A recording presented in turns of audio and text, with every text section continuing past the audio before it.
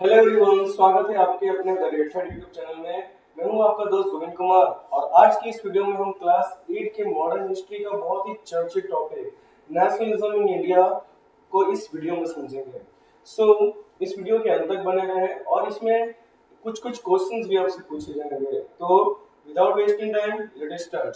तो सबसे पहला चीज अगर हम बात करें मॉडर्न हिस्ट्री का, ये जो नेशनलिज्म इन इंडिया एक ऐसा टॉपिक है जो कि इतिहास में इसका सबसे अलग ही छाप बना है, क्योंकि अभी भी बहुत सारे ऐसे कंट्री हैं जो स्ट्रगलिंग के लिए फाइट कर रहे हैं। फॉर एग्जांपल 1957 से लेकर अभी तक गुलामी की जिंदगी जी रहा है और वो है तिब्बत। तिब्बत जो है चाइना ने इसे कंट्रोल किया 1957 से लेकर नाउ डेज तक। बट ये हमारे देश के ऐसे बहुत सारे फ्रीडम फाइटर्स का हमें थैंक आउट करना चाहिए जिन्होंने अपनी पूरे जीवन निछावर कर दिए इस देश को आजादी दिलाने में। ये एक रिमार्केबल हिस्टोरिकल या एक मेमोरेबल मोमेंट था पूरे देशवासियों के लिए। आज आजादी के 75 प्लस इयर्स हो गए हैं और ये हम जो भी आजाद है ये 10 because of this freedom fighters. और इसमें सबसे ज्यादा अगर किसी कंट्रीब्यूशन जाता है तो वो है महात्मा गांधी जी का। महात्मा गांधी जी के बारे में कहा जाता है कि इंडिया में फर्स्ट वर्ल्ड वॉर जब हो रहा था उस समय आए थे। तो सबसे पहले हम गांधी जी की कुछ जीवनी को समझते हैं। तो गांधी जी का जो जन्म हुआ था ये हुआ था 2 अक्टूबर 1869 ईस्वी के दरमियान और गुजरात की पोरबंदर के पास इनका जन्म हुआ था। और माना जाता है कि गांधी जी के जो पिताजी थे वो कोर्ट के दीवान थे, इसलिए बचपन से गांधी जी को वकालत और कोर्ट कचहरी में बहुत ज्यादा दिलचस्पी आ गया, इंटरेस्ट आ गया। फिर इसके बाद इन्होंने वकालत की पढ़ाई के लिए 1888 ईस्वी में ये इंग्लैंड गए थे और इसको एलएलबी कहते थे। तो एलएलबी की पढ़ाई के लिए 1888 ईस्वी में वो इंग्लैंड गए और पूरी पढ़ाई करके 1891 में वो आ गए थे। फिर 1853 में मोहम्मद अब्दुल्ला के बुलावे पर गांधी जी गए थे साउथ अफ्रीका। वहां पे जो साउथ अफ्रीका गए तो उन्हें भी कलर डिस्क्रिमिनेशन का, मतलब जो रेसिज्म कहा जाता है, रंग भेद का सामना करना पड़ा था। जब गांधी जी डरबन से प्रिटोरिया जा रहे थे साउथ अफ्रीका में तो संत मारिसबर्ग रेलवे स्टेशन पर उन्हें धक्के मारकर गिरा दिया गया। तो गांधी जी के जीवन में बहुत ही झकझोर दिया कि ऐसा ये डिस्क्रिमिनेशन क्यों हो रहा है। तो इसी को लेकर 1906 ईस्वी में गांधी जी ने फिनिक्स आश्रम की स्थापना की थी और फिर उसके बाद वहां पे इन्होंने सबसे पहले सत्याग्रह मूवमेंट स्टार्ट किया था। मतलब वर्ल्ड लेवल पर कहीं गांधी जी ने पीसफुल तरीका से सत्य के रास्ते पे चलकर और जनता के राइट्स के लिए अगर सरकार के अगेंस्ट इन्होंने सत्याग्रह जो मूवमेंट स्टार्ट किया था तो वो थे साउथ अफ्रीका में, इनको सफलता भी मिली थी। फिर उसके बाद जब फर्स्ट वर्ल्ड वॉर चल रहा था पूरी दुनिया में, जब जिस प्रकार से इंपीरियलिज्म बढ़ गया था। इंपीरियलिज्म क्या होता है कि छोटे छोटे देशों को गुलाम बनाकर अपने टेरिटरी में मिला लेना, जिसे हिंदी में साम्राज्यवाद भी कहते हैं। इंपीरियलिज्म बढ़ने का एक परिणाम था फर्स्ट वर्ल्ड वॉर और उसमें गांधी जी ये इंग्लैंड से भारत आए थे। तो वो आए थे 9 जनवरी 1915 ईस्वी को। इसलिए 9 जनवरी को इंडियन ट्रैवलर्स डे या भारतीय प्रवासी दिवस मनाया जाता है। और गांधी जी जब इंडिया आए थे तो उस समय फर्स्ट वर्ल्ड वॉर में कंट्री की क्या सिचुएशन थी और किस प्रकार से गांधी जी ने लोगों को यूनाइट किया था, तो इस वीडियो में सबसे इजीएस्ट वे में समझते हैं। तो गांधी जी की आप देख सकते हैं इस फोटो में कि किस प्रकार से पूरा यूनिफिकेशन का इन्होंने काम किया था। Factors of first world war, प्रथम विश्व युद्ध में हुआ क्या था। सबसे पहला चीज कि फोर्स रिक्रूटमेंट इन आर्मी, सेना में लोगों को भर्ती किया जा रहा था। सर्ज इन डिफेंस एक्सपेंडिचर के खर्चे को बढ़ा दिया गया। तो हाइक इन कस्टम ड्यूटीज, मतलब कि जितने भी व्यापारियों के जो कर थे ये सब चीज बढ़ा दिए गए। इंट्रोडक्शन ऑफ इनकम टैक्स, आम जनता पे भी इनकम टैक्स इंट्रोड्यूस किया गया। Extreme hardship for common people due to increasing prices, अब अगर किसी भी वस्तु का दाम बढ़ेगा तो आम जनता को ये तकलीफ आएगी ही आएगी। क्योंकि होता क्या है कि जब भी कोई कंट्री जब किसी वॉर का पार्ट बनता है तो पार्ट बनने पर उस देश की जीडीपी पर सबसे ज्यादा असर पड़ता है। जीडीपी क्या होता है, इसका फुल फॉर्म होता है ग्रॉस डोमेस्टिक प्रोडक्ट। ये बेसिकली प्राइमरी सेकेंडरी और टर्शियरी सेक्टर्स में जितने भी मुनाफा होता है उसी को हम जीडीपी कहते हैं। प्राइमरी सेक्टर जो खेती या प्रवृत्ति से जो मिलते हैं, सेकेंडरी सेक्टर जो इंडस्ट्री से इकोनॉमिक जनरेट होती है और टर्शियरी सेक्टर से जो सर्विस सेक्टर से होता है। इसी के जीडीपी। तो सबसे ज्यादा इम्पैक्ट अगर किसी चीज पे पड़ता है ड्यूरिंग बैटल या वॉर सिचुएशंस में, वो पड़ता है जीडीपी पे। नेक्स्ट है, और आर्मी में भर्ती करते हैं। ये सिनेरियो था फर्स्ट वर्ल्ड वॉर, मतलब है देश की जनता इस प्रकार से अस्त व्यस्त थी।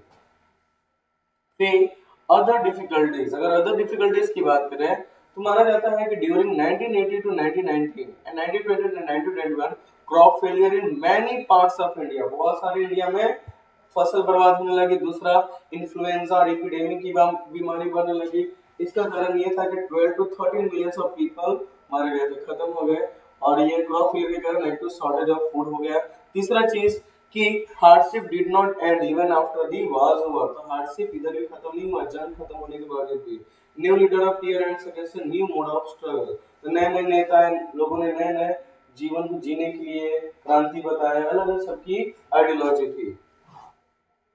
The idea of satyagraha, Gandhi ji की सत्याग्रह होता क्या है? सबसे पहले चीज, Mahatma Gandhi return to India in January 1950, 9 जनवरी 1915 को आए थे। So return from South Africa, कहां से आए थे? साउथ अफ्रीका से, जैसे कि वीडियो के शुरुआत में आपको बताया गया। वैसे ही in South Africa he fought that racist designs with novel method of mass educations. Racist design मतलब जो रंग भेद का सामना उनको करना पड़ा था साउथ अफ्रीका में, उन्होंने बहुत इजीएस्ट वे में इसको रिकवर किया। ये थे महात्मा गांधी जी, जिनको फादर ऑफ नेशंस भी कहा जाता है।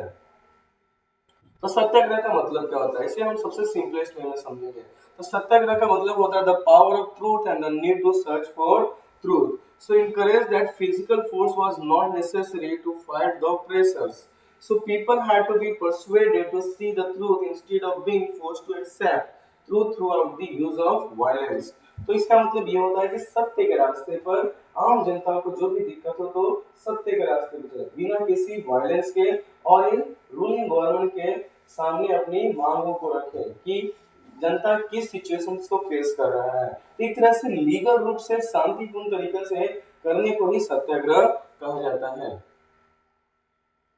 Next, Mahatma Gandhi believed that this dharma of non-violence could unite all Indians। तो गांधी जी को ये चीज विश्वास हो गया कि ये जो आइडियोलॉजी ये सभी को यूनाइट कर देगा, जो अहिंसा की जो धर्म है। तो आपके सामने स्टूडेंट्स क्वेश्चन आ गया कि when did Mahatma Gandhi return from South Africa, तो इसके जवाब आप कमेंट बॉक्स में बताएं। 1900, 1920, 1950 या 1910? Yes, I'm just waiting for your response।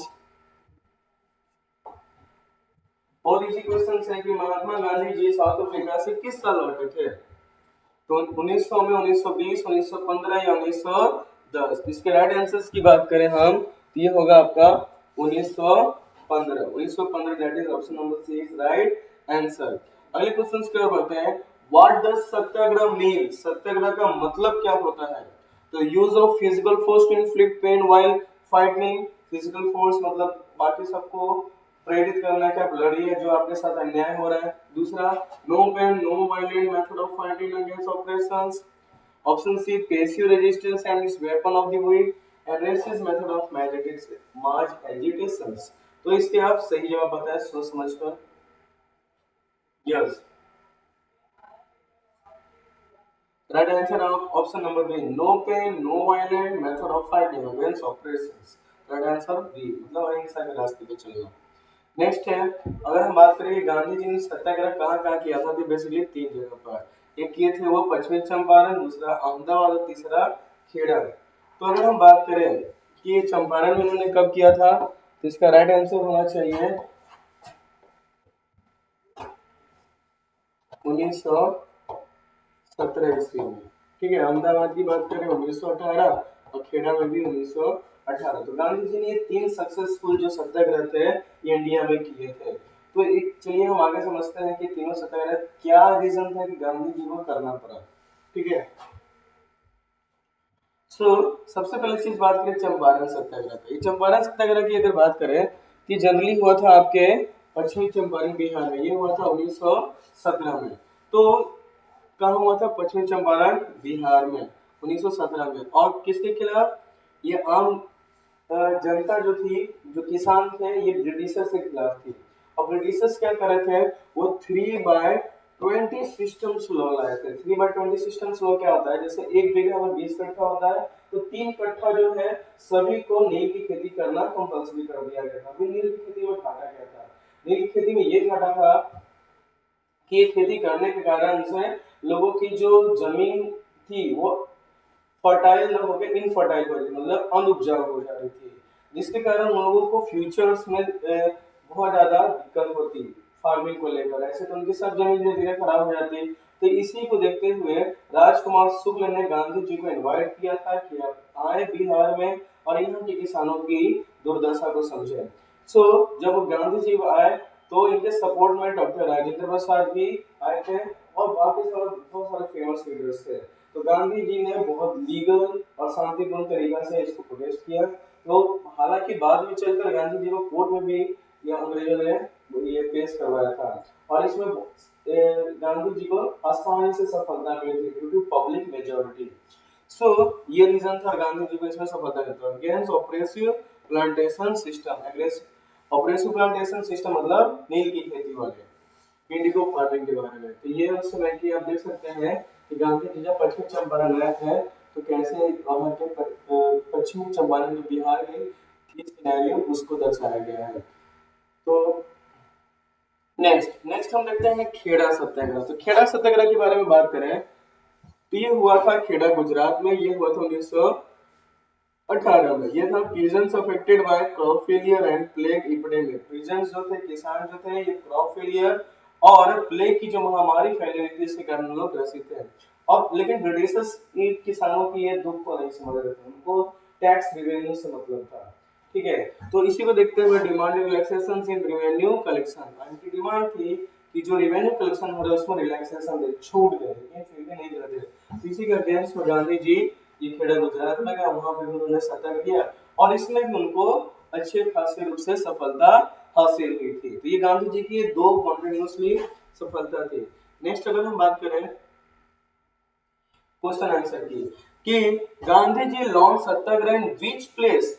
Champaran, Ahmedabad, Kheda, all of this. बहुत इजी क्वेश्चन से सोच समझ कर होता है। इसका राइट आंसर क्या होना चाहिए? Yes, Gandhi ji launch satyagraha in which place? Champaran, Ahmedabad, Kheda या all of the above? Yes, इसके राइट आंसर की बात करें ये होगा आपका all of the above. Next, when did Gandhi ji travel to Champaran? Gandhi ji Champaran किस साल गए थे? तो ऑप्शन ये है 1916, ऑप्शन बी 1918, 1925 या 1920। वैसे इसका ऑप्शन सब होना चाहिए 1917 वाला। यस, राइट आंसर बताइए क्या होना चाहिए? यस, राइट आंसर है 1917। नेक्स्ट क्वेश्चन क्या करते हैं? अहमदाबाद सत्याग्रह। अहमदाबाद सत्याग्रह में हुआ क्या था? ये कॉटन टेक्सटाइल मिल वर्कर जो थे ये इससे रिलेटेड है। कॉटन टेक्सटाइल मिल वर्कर के क्या था कि ये increase in wages as the price of commodity increase, मतलब वो कहते हैं कि जिस प्रकार है बाकी चीजों का दाम बढ़ रहा है, वस्तुओं का दाम बढ़ रहा है, हर चीज का बढ़ रहा है, तो उनकी वेजेस क्यों नहीं बढ़ रही है? और यहाँ देखिए सैलरी में भी डिस्क्रिमिनेशन किया जाता है, महिलाओं को कम, पुरुषों का ज्यादा। सो ये सब चीज को देखते हुए गांधी जी वहां पर आए और यहाँ पे भी उन्होंने पीसफुल तरीके से सत्याग्रह किया और इसमें उनको सफलता हासिल हुई। तो ये बात थी इंडिया में ब्रिटिशर्स के खिलाफ गांधी जी की ये जो मूवमेंट थी सक्सेसफुल होने के कारण गांधी जी पूरी इंडिया में ये हाईलाइट हो गए थे। हर कोई ने चिन्हने लगा था, समझने लगा था कि ये कोई ऐसा मतलब पर्सन है जो लीगल लॉ को समझते हैं, लॉ एंड ऑर्डर को समझते हैं और धीरे धीरे पॉपुलर होने लगे। मतलब है उस समय इंडिया में सभी के मसीहा बन गए थे गांधी जी। तो अगला क्वेश्चन है when and why was Ahmedabad Satyagraha launch? कब ही और कहां लॉन्च किया गया था? तो ऑप्शन ए है 1918 increase the wages, option B 1915 against operation design, option C 1917 to relax revenue collection या option D none of the above. इसका राइट आंसर बताइए क्या होना चाहिए? तो ऑप्शन ए होना चाहिए इंक्रीज दी वेजेस और option A is right answer. अगले क्वेश्चन पर बढ़ते हैं रॉलेट एक्ट। तो देखिए अंग्रेजों को ये बात समझ में आ गया कि गांधी जी पूरे देशवासियों के मसीहा बनने लगे, मतलब वो लॉ एंड ऑर्डर को जान रहे थे, असत्य में रास्ते में है तो कुछ ऐसा वायलेंस भी नहीं करते कि ब्रिटिशर्स इनके खिलाफ कोई मतलब चार्ट बना के या फिर इन्हें किसी भी प्रकार से जेल में डाल सके। तो इसके लिए अब इंडियंस लोगों की जो यूनिटी थी इसको खत्म करने के लिए ब्रिटिशर्स ने एक्ट लाया जिसको कहा जाता है रॉलेट एक्ट। रॉलेट एक्ट क्या था कि किसी भी पब्लिक प्लेस पर अगर कोई भी रिवेलियन हो या इनोसेंट पीपल या आम जनता ही क्यों ना हो, अगर लोग गैदरिंग हो गए उन्हें बिना सवाल जवाब के उन्हें 2 साल तक जेल में डाल दिया जाएगा। और गांधी जी ने इस एक्ट को ब्लैक लॉ कहा था। ब्लैक लॉ इसलिए क्योंकि इसमें ना कोई जज के सामने खड़ा किया जा रहा था मुस्लिम को और ना ही को सीधा 2 साल के लिए बंद किया जा रहा था। इसलिए इस कानून को गांधी जी ने बिना वकील और बिना दलील का भी कानून कहा था। सो 5 दिन मार्च 1919 ये 19 मार्च 1919 में पास हुआ था। Act pass through imperial legislative council. Imperial legislative council है ये 1863 में बना था। Regardless of the opposition of the Indian members, बिना इंडियन मेंबर्स के सहमति के, so give the government enormous power to repress political activities. Power को ये मिला कि पॉलिटिकल एक्टिविटीज या किसी प्रकार से अगर ब्रिटिशर्स के खिलाफ भड़काने की साजिश अगर भारत में हो रही है तो उन्हें 2 साल के लिए क्या करें, जेल में डाल दिया जाए। So allow detention of political prisoner without trial for 2 years। So Gandhi reply to Rowlatt act, वही गांधी जी ने रॉलेट एक्ट को क्या रिप्लाई दिया। सो लॉन्च नेशन वाइड हड़ताल ऑन 6 अप्रैल 1919, पूरे नेशनल लेवल पे ये हड़ताल चालू कर दिए थे 6 अप्रैल 1919 को। So local leaders were picked up from Amritsar and Mahatma Gandhi was bed from entering Delhi. और गांधी जी को दिल्ली आने के लिए मना कर दिया गया था। लोकल लीडर्स को अमृतसर ये सबसे उठा लिया जा रहा था। सो ब्रिटिश ने डिसाइड टू सप्रेस नेशनलिस्ट, जो नेशनलिस्ट थे, जो राष्ट्रवाद भक्ति थे, उनको सप्रेस करने की इनकी आइडियोलॉजी हो गई थी। So rallies were organised in cities, workers went on strike in railway workshop and shop closed down. So rallies हर जगह ऑर्गेनाइज किए गए, सिटीज में वर्कर्स स्ट्राइक पे चल गए, रेलवे वर्कशॉप पे, और हर जगह पे दुकान क्या हो गए, बंद हो गए, मेनली टाउन एरिया में। सो ये इतना चीज इम्पैक्ट देखने को मिला। So when was Rowlatt act pass, Rowlatt act कब पास हुआ था, दिसंबर 1918 में, अगस्त 1912 में, मार्च 1919 में या जनवरी 1920 में। तो कुछ दिन पहले हमने स्लाइड में देखा था कि मार्च 1919, लेकिन मार्च 1990 इज राइट आंसर। अगले क्वेश्चंस की ओर बढ़ते हैं। जालियांवाला बाग मासैकर, तो जालियांवाला बाग मासैकर हम कह सकते हैं कि रॉलेट एक्ट का ही परिणाम था। क्यों? क्योंकि जालियांवाला बाग मासैकर हुआ क्यों था। रॉलेट एक्ट जब लागू किया गया था इसके बाद भी नहीं हुआ था, तो 10 अप्रैल को ना मार्शल लॉ लागू किया गया था। तो किया गया था 10 अप्रैल 1919 को। इसका अकॉर्डिंगली क्या था कि अगर कोई रॉलेट एक्ट को नहीं मान रहा है या फिर भी गैदरिंग कर रहा है तो बिना उन्हें वार्निंग या स्टूडेंट साइड ऑर्डर था। ये एक ऐसा डिसीजन था जो ब्रिटिशर्स इंडियंस को डराना चाहते थे, डर का माहौल बना चाहते थे कि कोई भी फ्यूचर में ब्रिटिशर्स के खिलाफ है कोई आवाज न उठाए। लेकिन इसका ये कहानी इतनी नहीं थमी, और ये इतिहास में ये जो मासैकर है सबसे इनह्यूमन एक्टिविटी माना जाता है, अमानवीय ये घटना थी। युवा कब था, content April, police in Amritsar fire upon peaceful protestant. So provoking widespread attacks on bank, post office and railway station. तो police in Amritsar fire upon peaceful procession, तो पुलिस अमृतसर की शांति रूप से कर रहा था उस पर फायर कर दिया। So provoking widespread attack on bank, post office and railway, हर जगह पे। So general Dyer impose martial law, general Dyer ने क्या किया था, मार्शियल लॉ लगाया था, मतलब सेना शासन। ये 13 अप्रैल 1919 की घटना है जहाँ पे huge crowd gather in the enclose ground of Jallianwala Bagh. Jallianwala Bagh एक ग्राउंड था जिसकी एंट्री बहुत ही नैरो थी, और यहाँ पे ज्यादातर गैदर हुए थे वो लोग बैसाखी का पर्व मनाने के लिए। जो पंजाबियों का एग्रीकल्चर फेस्टिवल होता है बैसाखी, उसको मनाए थे। Most of the peoples are innocents. और जनरल डायर है कि इस मार्शल लॉ का इम्पैक्ट यह है कि बहुत लोगों को इसके बारे में जानकारी नहीं था। उस समय मीडिया उतनी पॉपुलर नहीं थी, लोग ज्यादा पढ़े लिखे नहीं थे। एक तरह से हम कह सकते हैं कि सूचना के अभाव के कारण से लोग वहां पर गैदर हुए थे। ये थे जनरल डायर जिन्होंने मार्शल लॉ लगाया था। तो हुआ ये था कि some have gathered there to protest against government, new repressive measure and others had come to attend the annual Baisakhi fair. तो कुछ लोग आए थे सरकार की मार्शल लॉ या रॉलेट एक्ट को मुद्दे को डिस्कस करने के लिए, कुछ लोग, ज्यादातर लोग ये बैसाखी के त्योहार मनाने के लिए आए थे। So Dyer entered the area, blocked the exit point, and opened fire on the ground and killing hundreds of people. So gate बंद किए, अपने सैनिकों को ऑर्डर दिए। यहाँ पे कंफ्यूजिंग वाला चीज ये है कि मेजर जनरल डायर ने ये बनाया था मार्शल लॉ, लेकिन जो फायर किया था वो जनरल ओ डायर ने किया था।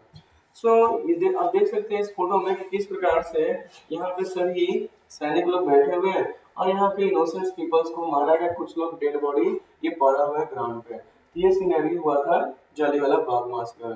तो general Dyer later said his objective was to produce moral effect, to create the minds of Satyagrahi feeling of terror and awe।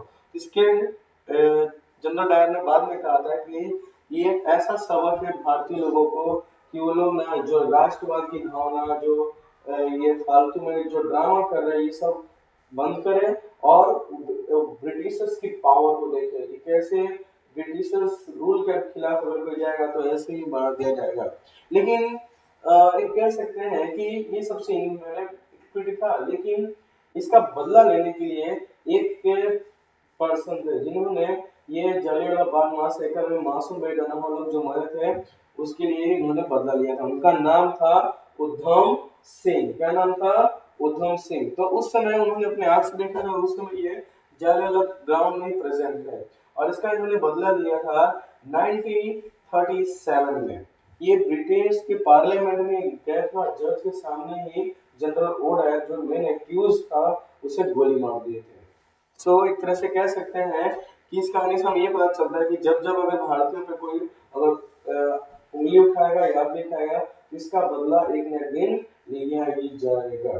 तो उधम सिंह अपने देश में बदला नहीं लिया, उनके ही देश में जाकर ये जालियांवाला बाग में जो मासेकर हुआ था, जो मारे गए थे, उन बेगुनाहों का इन्होंने सुसमेत जनरल ओ डायर से बदला लिया था। क्योंकि कहा जाता है कि revenge is always purest emotions. Next is strikes and clashes with the police. तो रिप्रेसिव ऑफ मैसेकर, इसका क्या मतलब प्रभाव पड़ा? तो strike and clashes with the police, चलो पुलिस से हर जगह पे लड़ने लगे।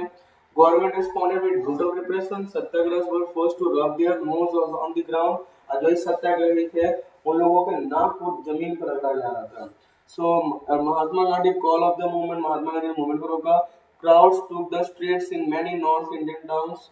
ये सब चीज ड्रामा हुआ था। So General Dyer crawling order being administered by British soldiers, Amritsar Punjab 1919। तो जो लोग सत्याग्रही थे उन सब लोगों को पकड़ कर गए थे, डर फैलाने के लिए लोगों को हाथों से क्रॉलिंग कराया जाता रोड पे। सो क्वेश्चन है कि where did Jallianwala Bagh massacre took place? Gujarat, Amritsar, Ranchi या बंगाल? Very easy questions. एक बार आप कमेंट बॉक्स में बताएं कि इसका राइट आंसर क्या होना चाहिए। यस, इसका राइट आंसर होना चाहिए अमृतसर। नेक्स्ट है when did Jallianwala Bagh incident take place? 15 August 1920, option B 26 January 1919, option C 20 October 1917 या ऑप्शन डी 13 अप्रैल 1919। तो इसका राइट आंसर क्या होना चाहिए? 13 अप्रैल 1919। Right answer is option number D. Yes. So Gandhi ji planned to launch more broad-based movement in India। मतलब ये जो Jallianwala Bagh massacre हुआ था, इसके बाद गांधी जी ने प्लान किया था नेशनल लेवल का बिग मूवमेंट स्टार्ट करें।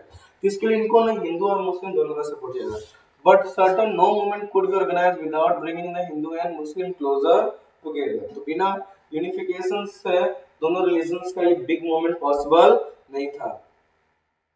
सो उस समय देखिए खिलाफत इसमें हु वाज खलीफा, ये चीज हुआ था। ये दो ब्रदर्स थे, मोहम्मद अली एंड शौकत अली, जिन्होंने खिलाफत मूवमेंट के मेन लीडर्स माने जाते हैं। और ये खिलाफत मूवमेंट हुआ क्यों था?